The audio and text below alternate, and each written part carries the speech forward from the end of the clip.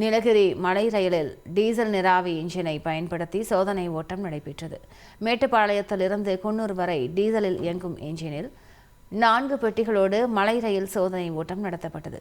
மலை ரயிலில் விரைவில் டீசல் நீராவி இன்ஜின் பயன்பாட்டிற்கு வரும் எனவும் இதனால் சுற்றுச்சூழல் மாசடைவது குறையும் என்றும் ரயில்வே அதிகாரிகள் தெரிவித்திருக்கின்றனர்.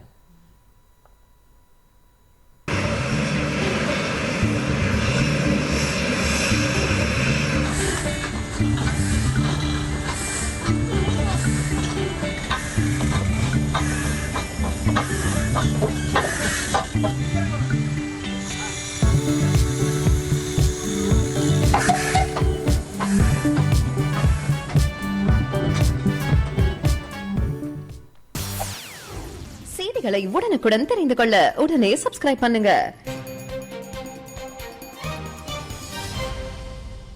திருப்பத்தூர்